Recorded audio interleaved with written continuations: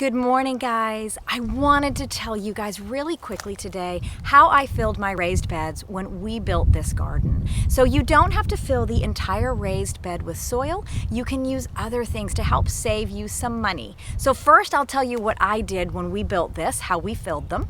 Then I'm going to give you guys some other options that you can use to save money and also help to produce a super nutrient-rich soil for your garden.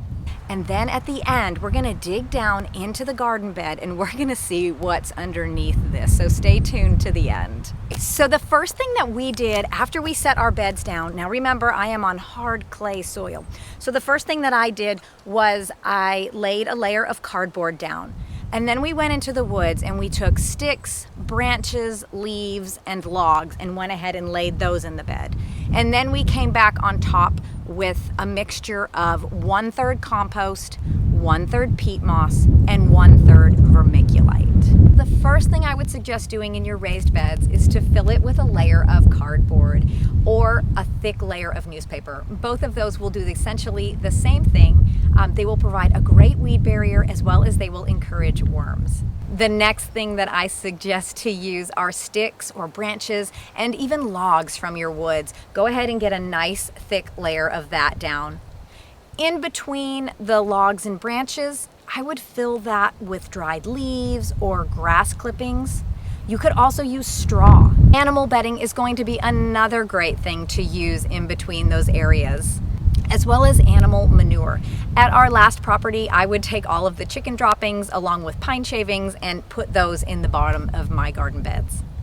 Now that's considered a hot manure, meaning it's very nitrogen rich and it will burn the plant's roots. So you don't want to put that into your soil, but on the bottom of your beds is perfectly fine. You could also use goat manure, rabbit manure. All those things are not hot manures and they're going to give a lot of nutrients to your plants.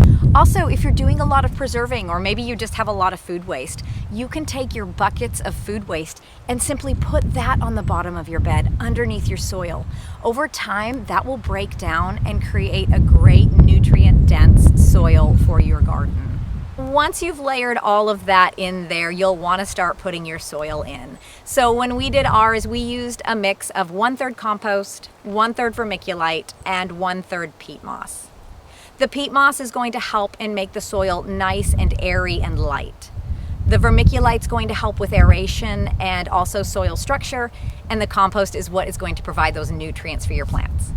Now, if you don't want to go with the peat moss and the vermiculite because that can get a little pricey, you could go with topsoil if you found that that was a cheaper option. I would just make sure that you had a really good amount of compost in there to mix in because the topsoil may not be as nutrient dense as you need it to be to provide the nutrients for your plants during the growing season. So let's dig down into this bed and let's see what we find down below this soil and see if it's broken down.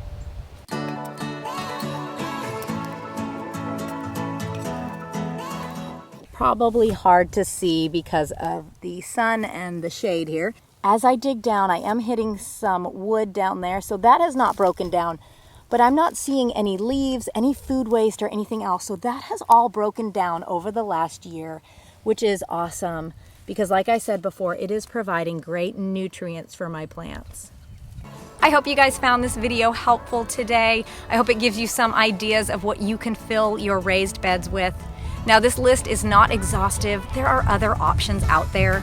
And in fact, if you guys have raised beds and you have filled them with other things, let me know down in the comments below because I would love to learn some other ways to fill raised beds. Thank you guys so much for hanging out with me, and I hope you have a great rest of your day.